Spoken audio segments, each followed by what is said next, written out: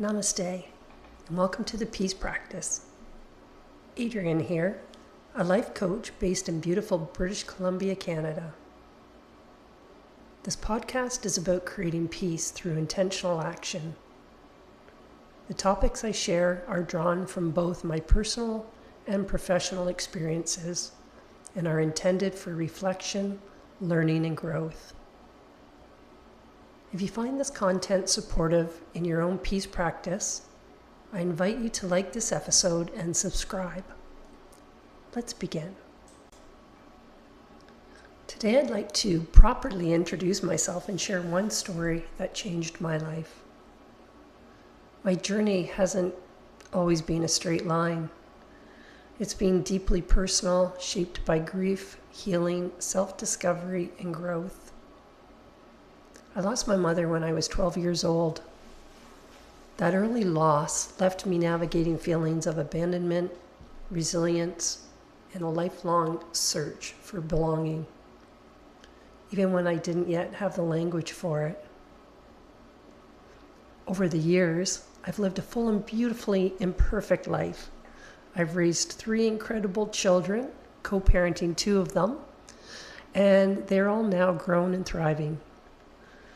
I've built meaningful careers, some rewarding, some wildly stressful, and I continue to work at building deep, authentic relationships with myself, my husband of 23 years, and with others. Through the highs and the lows, I've laughed deeply, cried often, and never stopped growing. Because we truly do grow through what we go through at any age. Music has always been one of my soul-safe spaces. I play piano, guitar, and I sing with heart, not always on pitch.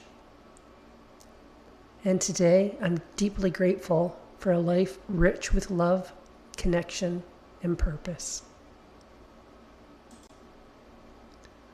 My professional foundation includes over 20 years of coaching experience, having graduated from Coach U and previously holding my ICF ACC accreditation. Alongside this, I have 35 years, actually 35 years, as an IT consultant, a combination that has taught me both structure and compassion. The story I want to share with you today began back in the year 2000, when I hired my very first life coach. At the time, I had never even heard of life coaching. I didn't know what to expect. I was offered a few complimentary sessions and very quickly realized the power of coaching. I signed up for more. What I valued most was the safe space, a place to share my thoughts, feelings, and ideas without judgment. Through coaching, self-reflection and self-care became practices, not concepts. I learned to find the courage to say no, to set boundaries, to have difficult, honest conversations. I worked with my first coach for quite a while as I figured myself out.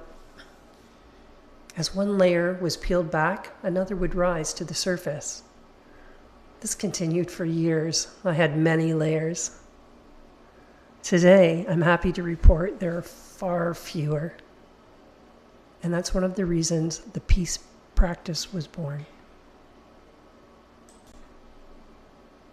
One layer, however, was particularly difficult for me to navigate on my own. I noticed I was deeply triggered in my relationship.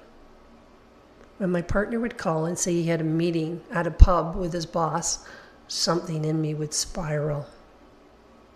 My reactions felt intense and out of proportion, emotionally overwhelming and hard to control. Through coaching, I was introduced to the book, Getting the Love You Want by Harville Hendrix. It changed everything. In reading this book, I began to understand that these reactions weren't about the present moment that in fact they were probably rooted in unmet childhood needs that I had and old emotional wounds. Relationship coaching helped both my partner and me bring awareness and consciousness to what was happening. With that awareness and some intentional changes, we found more understanding, safety, and peace together. What I've learned over the past 25 years is that the personal development books are right. We can live joyful, peaceful lives. What I didn't fully understand was how much courage it takes to truly understand ourselves, to peel back the layers, and to live what we learn.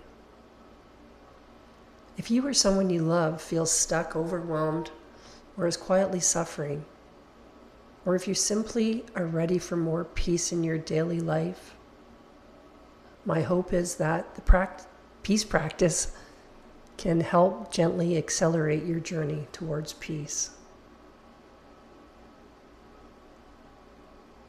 In closing today, I'd like to thank you for spending this time with me. As you move through your day, notice how peace feels in your body when you choose it, even in small ways. This is the peace practice, creating peace through intentional action. Until next time, namaste.